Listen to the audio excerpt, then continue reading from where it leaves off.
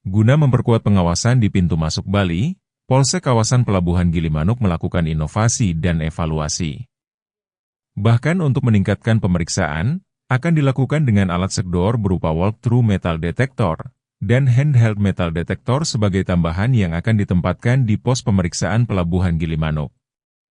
Pada hari Rabu siang, Kapolsek kawasan Pelabuhan Gilimanuk, Kompol Iko Manguliadi, secara resmi menerima alat segdor dari Kapolres Jembrana, AKBP Endang Tripurwanto, yang diwakili oleh Kasat Samapta Polres Jembrana, Ibtu Iputu Dharma Santika di Mapolres Jembrana.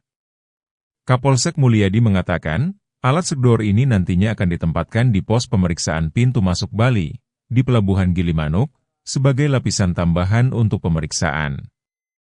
Dari Jembrana, Witari Denpos melaporkan.